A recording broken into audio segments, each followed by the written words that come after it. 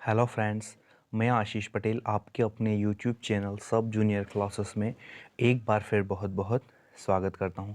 Friend, आज हम बात करेंगे एसएससी सीजीएल के एग्ज़ाम्स अभी जो कंटिन्यू चल रहे हैं उसके पेपर एनालिसिस पर हम बात करेंगे। और आज हम बात करेंगे 3 दिसंबर में पहली और दूसरी शिफ्ट में किस टाइप के क्वेश्चंस जीके जीएस के पूछे गए। ठीक है, तो 3 दिसंबर की पहली और दूसरी शिफ्ट में किस टाइप के क्वेश्चंस पूछे गए और कौन कौन से क्वेश्चंस दोनों शिफ्टों में पूछे गए उस पर आज हम डिस्कस करने वाले हैं। ठीक है, तो एसएससी सीजीएल के भी कंटिन्यू एग्जाम्स चल रहे हैं। ठीक है, तो उसके पेपर एनालिसिस पर हम बात करेंगे कि 3 दिसंबर की दोनों शिफ्टों में किस टाइप के क्वेश्चंस एग्जाम में पूछ रहा है। ये उन बच्चों के लिए बहुत ही ज़्यादा हेल्पफुल रहेगा जिनकी आने वाली या अगली शिफ्ट में पेपर रहेगा एसएससी सीजीएल का। तो मैं क्वेश्चंस की बात सिंपल जीके जीएस की करूंगा। ठीक है, तो मैं हूं आशीष सर, आपके अपने यूट्यूब चैनल सब जूनियर क्लासेस पे एक बार फिर बहुत बहुत स्वागत करता हूं। ठीक है, तो फ्रेंड जल्दी से जल्दी वीडियो को शेयर कर दीजिए अपने सारे फ्रेंड्स को जो भी एसएससी सीजीएल का आने वाले शिफ्टों में एग्जाम्स है उनको सेंड कर दीजिए और चैनल पर सब्सक्राइब करके बेल आइकन को प्रेस कर दीजिएगा जिससे आने वाले सारे नोटिफिकेशन मेरे आपके पास जल्दी से जल्दी आ सके। तो हम डिस्कस करते हैं 3 दिसंबर की दोनों शिफ्टों में किस टाइप के क्वेश्चंस पूछे गए थे। ठीक है, तो हम देखते हैं हमारा पहला क्वेश्चंस। तो एक क्वेश्चंस हमारा आया था कि टोक्यो ओलंपिक 2020 टोक्यो ओलंपिक 2020 में भारतीय हॉकी टीम के कप्तान कौन थे। ठीक है, टोक्यो ओलंपिक 2020 जो था उसमें हॉकी टीम के कप्तान कौन थे, ये क्वेश्चंस पूछा गया है। तो इनमें हॉकी टीम के हमारे कप्तान थे मनप्रीत सिंह थे। तो मनप्रीत सिंह हमारा राइट आंसर हो जाए। मनप्रीत सिंह कौन थे, भारतीय हॉकी टीम के कप्तान। और ये बात हो रही है टोक्यो ओलंपिक 2020 की। तो मनप्रीत सिंह हमारा करेक्ट आंसर हो जाएगा। अब इस पे थोड़ा सा डिस्कस कर लें कि भारतीय हॉकी टीम ने उस टाइम पे कांस्य पदक जीता था। तो पदक से क्वेश्चंस पूछे तो ध्यान रखना, कांस्य पदक जीता था और उन्होंने जर्मनी को 5-4 से हराया था। ठीक है, तो टोक्यो ओलंपिक 2020 में भारतीय हॉकी टीम के कप्तान थे मनप्रीत सिंह तथा उन्होंने उस टाइम कांस्य पदक जीता था और जर्मनी को 5-4 से हराया था। तो ये भी क्वेश्चंस आपको ध्यान रखना है, क्वेश्चंस कुछ भी आगे पीछे पूछ सकता है। एक क्वेश्चन फ्रेंड पूछा था कि एक स्टेटमेंट था, कथन पूछा था कि खुद वो बदलाव बनिए जो दुनिया में आप देखना चाहते हो। मतलब खुद वो बदलाव बनिए जो दुनिया में आप देखना चाहते हो। मतलब दुनिया में आपको जो जो बदलाव दिखते हैं वो अपने अंदर बदलाव पहले खुद करें। तो ऐसा कथन पूछा था, तो ये कथन राइट हो जाएगा, महात्मा गांधी के द्वारा कहा गया था। तो महात्मा गांधी हमारा राइट आंसर हो जाएगा। तो खुद वो बदलाव बनिए जो दुनिया में आप देखना चाहते हो, यह कथन महात्मा गांधी ने के द्वारा बोला गया था। ठीक है, एक क्वेश्चन फ्रेंड हमारा अगला पूछा था विद्युत धारा का एसआई यूनिट। ठीक है, एसआई मात्रक है, एसआई यूनिट क्या है, विद्युत धारा का। तो राइट आंसर हमारा हो जाएगा एम्पियर। ठीक है, तो विद्युत धारा का एसआई मात्रक एम्पियर होता है। तो ये फैक्ट भी आपको ध्यान रखना है। ठीक है, एक क्वेश्चन पूछा था कि कोशिका कितने प्रकार की होती है, सेल्स की बात कर रहा है। ठीक है, तो there are 2 types of cell. The first number is prokaryotic cell and दूसरी यूकैरियोटिक सेल। तो कोशिका कितने प्रकार की होती है, 2 प्रकार की। तो हमारा ऑप्शन में 2 था, तो 2 हमारा राइट आंसर हो जाएगा। तो प्रोकैरियोटिक कोशिका तथा यूकैरियोटिक कोशिका, तो 2 प्रकार की होती है, आप सबको पता है ये सारी चीज। ठीक है, एक क्वेश्चन और पूछा था कि कोशिका विभाजन कितने प्रकार से होता है। ठीक है, तो सेल डिवीजन की बात कर रहा है तो एक समसूत्री हो जाएगा और एक अर्धसूत्री विभाजन हो जाएगा। तो ये भी क्वेश्चंस का राइट आंसर ध्यान से देख लीजिएगा कि 2 प्रकार से समसूत्री और अर्धसूत्री विभाजन होता है, मतलब सेल डिवीजन। ठीक है, अगला क्वेश्चन था हमारा कि बाल श्रम के तहत कितने साल के बच्चों को कारखानों में काम करना मना है या निषेध है। ठीक है, तो 14 वर्ष से कम आयु के बच्चों को काम करने की अनुमति नहीं है। तो बाल श्रम के अनुसार 14 साल से कम उम्र के बच्चे काम नहीं करेंगे, मतलब बाल श्रम अपराध माना जाता है। तो ये क्वेश्चंस भी आपको ध्यान रखना है। अगला क्वेश्चन तो एक पूछा था कि मैग्नीशियम ऑक्साइड का सूत्र क्या है, MgO। मैग्नीशियम ऑक्साइड का फॉर्मूला पूछा था, साइंस से भी अच्छे क्वेश्चंस आ रहे हैं। ठीक है, तो सूत्र फार्मूले से क्वेश्चंस आ रहे हैं। तो मैग्नीशियम ऑक्साइड का सूत्र क्या था, MgO। तो ये भी आपको ध्यान रखना। ठीक है, एक क्वेश्चन हमारा आया था निम्नलिखित में से कौन प्रसिद्ध संतूर वादक है। ऑप्शंस 4 अलग अलग दिए थे, तो उनमें से ये पूछा था कि प्रसिद्ध संतूर वादक हैं, मतलब 3 नहीं थे और एक थे जिनका नाम है पंडित शिव कुमार शर्मा जो कि संतूर वादक हैं, है ना। तो इनका निधन 10 मई 2022 को इनका निधन हो गया। ये इसलिए बता रहा हूँ क्योंकि करंट में इनकी डेथ हुई है।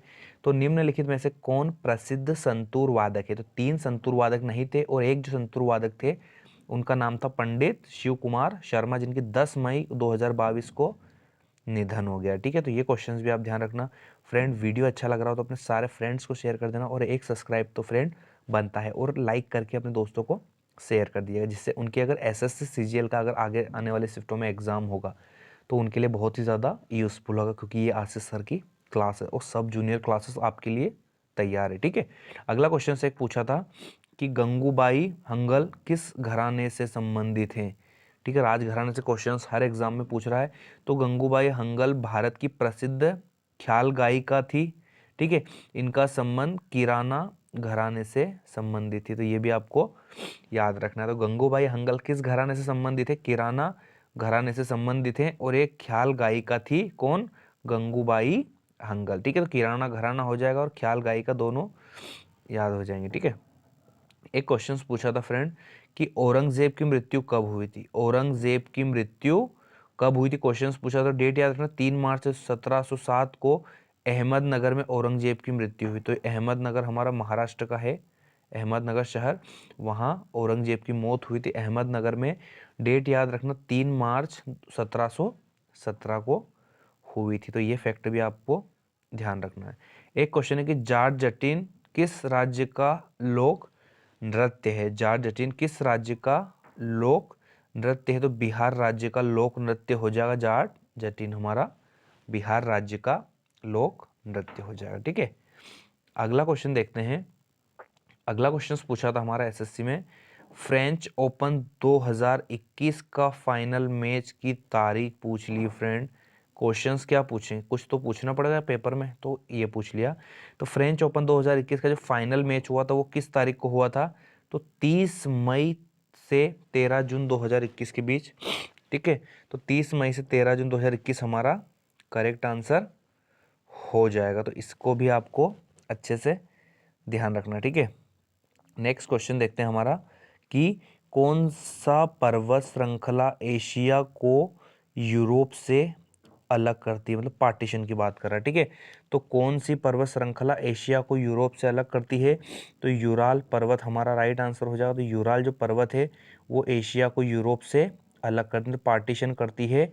यूराल रेंज है ना, यूराल पर्वत श्रृंखला अलग करती है एशिया और यूरोप को। तो ध्यान रखना, क्वेश्चन हर एग्जाम में रिपीट हो सकता है कि कौन सी पर्वत श्रृंखला एशिया और यूरोप को अलग करती है? तो यूराल पर्वत श्रृंखला हमारा करेक्ट आंसर हो जाएगा। ठीक है, तो ये भी क्वेश्चन आपको ध्यान रखना है।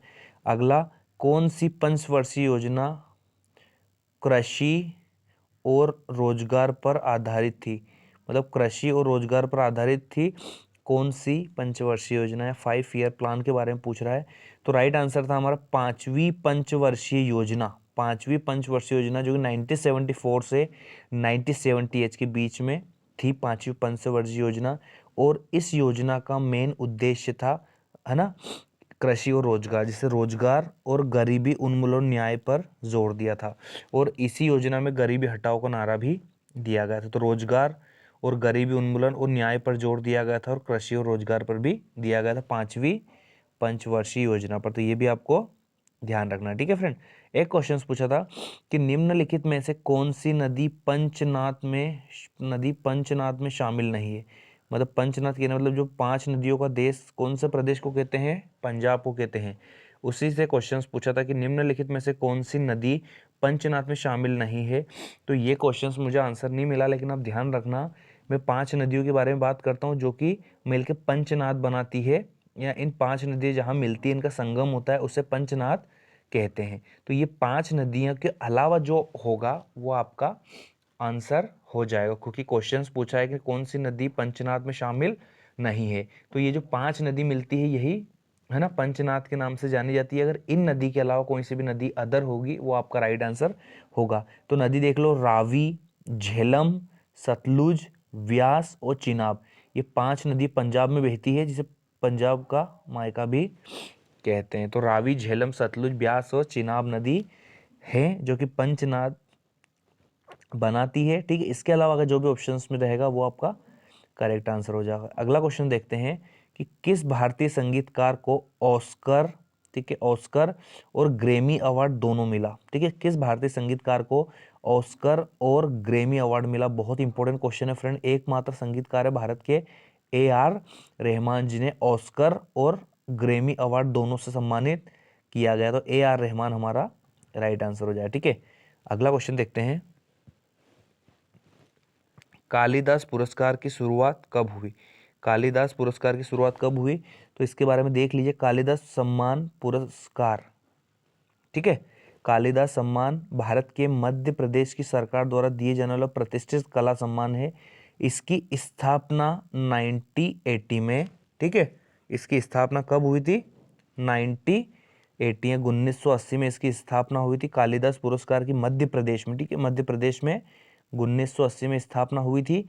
और वर्ष 2018 का कालिदास सम्मान एंजली एला मेनन को दिया गया था। तो 2018 में किसको मिला कालिदास सम्मान? एंजली एला मेनन को। तो ये भी ध्यान रखना। तो कालिदास पुरस्कार का संबंध मध्य प्रदेश राज्य से है और इसकी स्थापना 1980 में की गई थी, ठीक है। तो ये भी क्वेश्चंस आपको एग्जाम के पॉइंट ऑफ व्यू से ध्यान रखना है, क्योंकि बहुत ही ज़्यादा इंपॉर्टेंट क्वेश्चन है, ठीक है। अगला क्वेश्चन देखते हैं, अक्टूबर, ठीक है, अक्टूबर 2022 में केंद्रीय मंत्री हरदीप सिंह पुरी ने एशिया के सबसे बड़े BCG या संपीड़ित बायोगैस का उद्घाटन किया। करंट अफेयर में सबने पढ़ा होगा। तो ये जो हरदीप सिंह पुरी है, इन्होंने जो संपीड़ित बायोगैस संयंत्र का उद्घाटन पंजाब में कहा और संगरूर पंजाब में उद्घाटन किया। CBG या संपीड़ित बायोगैस का उद्घाटन पंजाब में संगरूर नामक जगह पर किया है। तो ये भी क्वेश्चंस आपको ध्यान रखना है। अगला क्वेश्चंस हमारा एग्जाम में था कि दिल्ली सल्तनत के वंश का क्रम पूछा था, ठीक है, कि दिल्ली सल्तनत पे कौन कौन से मुगल आए, और मुगल और गुलाम वंश, टोटल सारी चीज़ें सीक्वेंस पूछी थी, ठीक है। तो आपको याद होना चाहिए, बच्चे अगर तैयारी कर रहे हो तो ये चीज़ें तो आपको याद होनी चाहिए।